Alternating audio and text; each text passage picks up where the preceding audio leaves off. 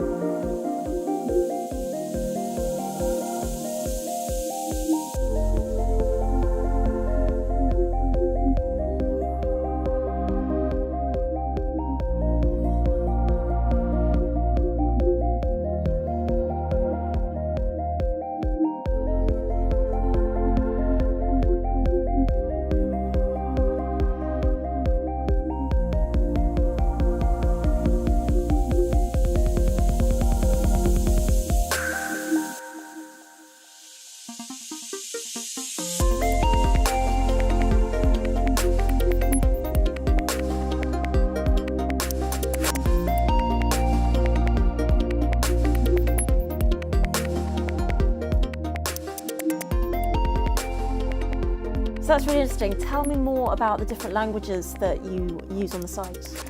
What we've got is we've got 72 language options on the site, and again it's really catering for the consumer, where people can look at the property and the images, etc. To have the description in their own native language is really quite powerful. Mm-hmm. And one of the clients of ours recently was using one of our websites, and the gentleman, a Russian gentleman, spoke fluent English, but his mother, who was buying, couldn't speak a word of English.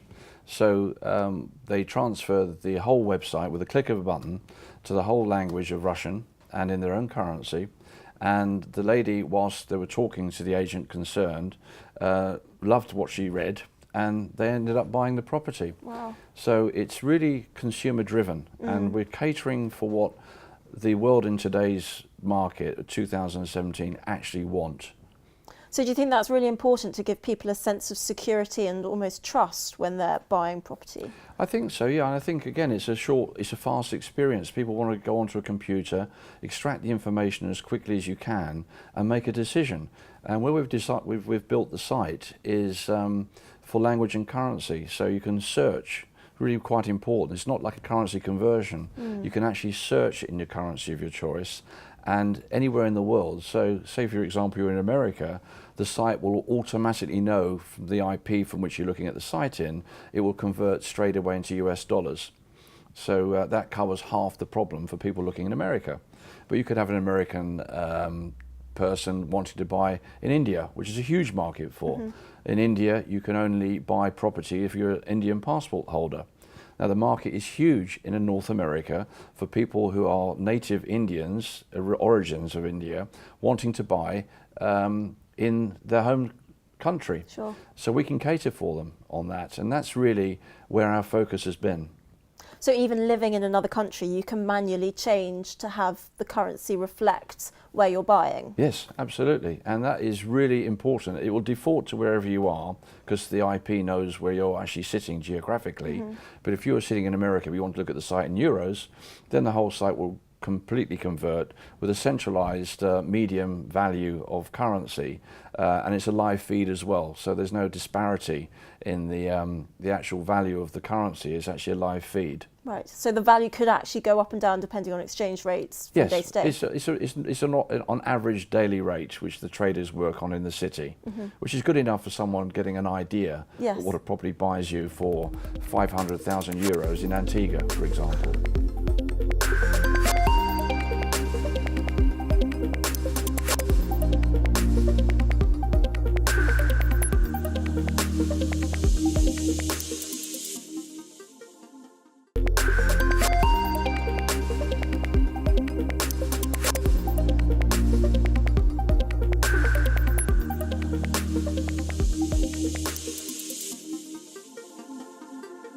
Well, that's a very powerful website. How is it that other companies have missed the mark in trying to do this?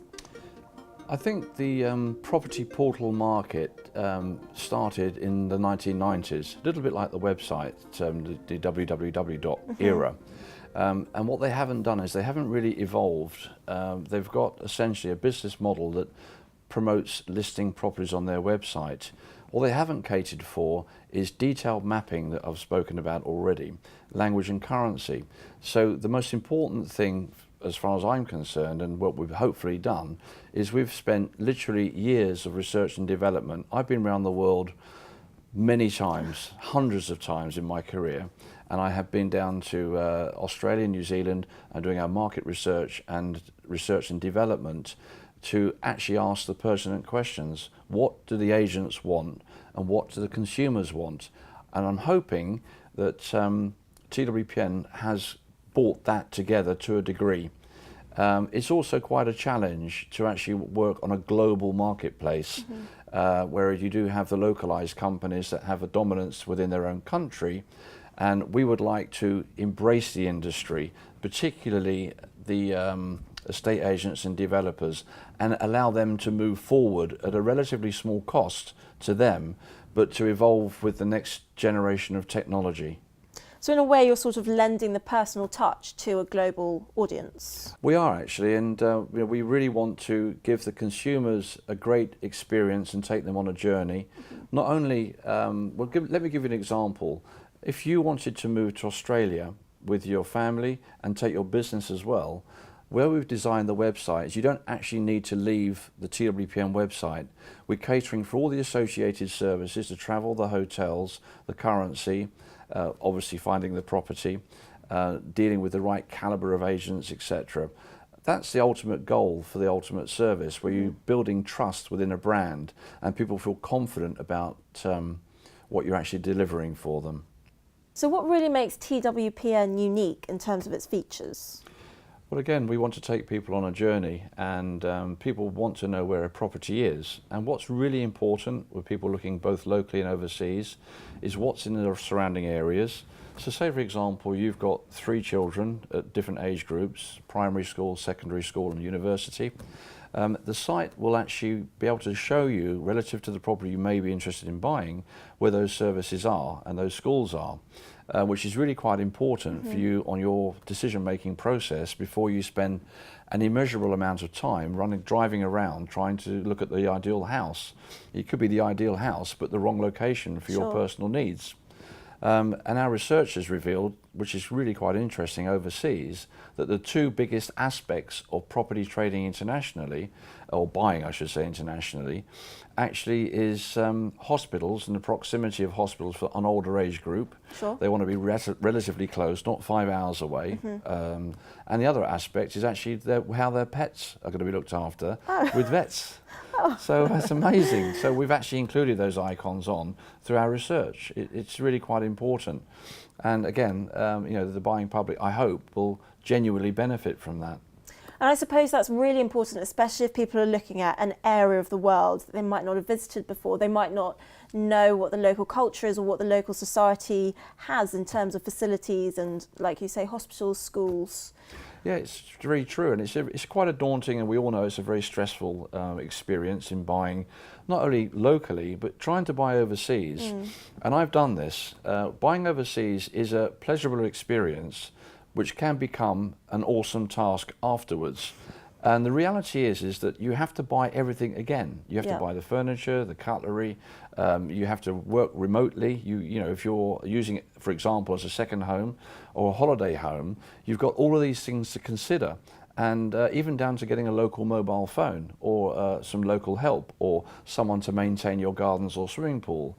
All of these things are very real, and it can actually, if not planned well, become an unenjoyable experience of having your asset or your holiday home.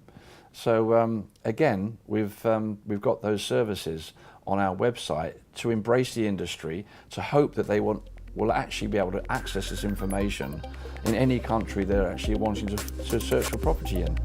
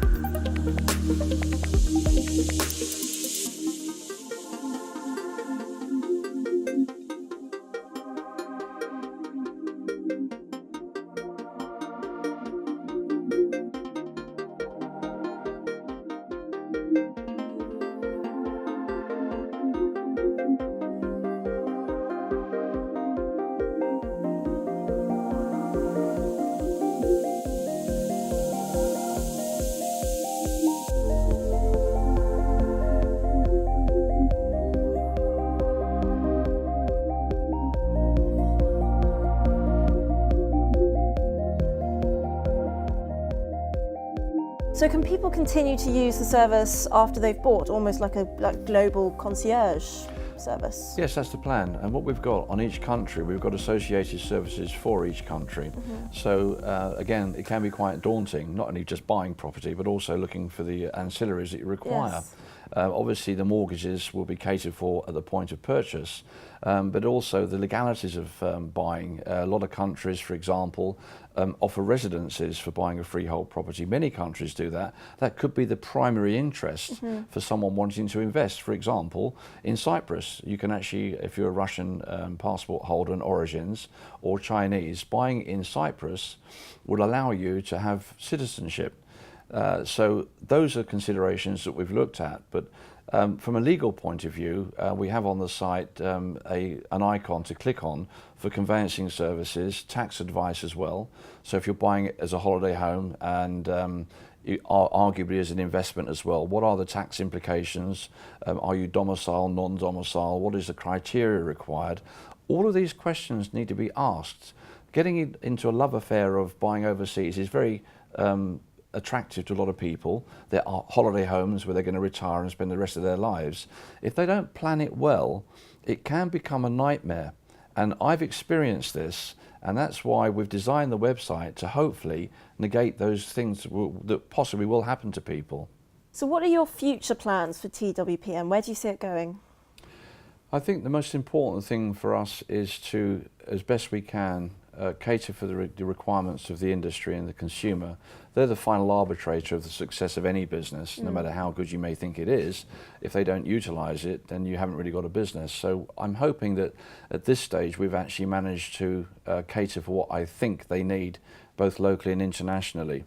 Also, what's really important as far as we're concerned is actually embracing the industry as well and giving estate agents and developers the opportunity to utilise our software, our investment and our website criteria that can actually then be utilised for their own use and their own website, and give them a passive income as well with the services that you as a consumer would buy from somebody in France that's using one of our websites. You may want to transfer £500,000 to 500,000 euros. Again, we'll give you a branding confidence by going through our website, through our associated partner for foreign exchange, for example. So how is it exactly that you're helping the property buying industry?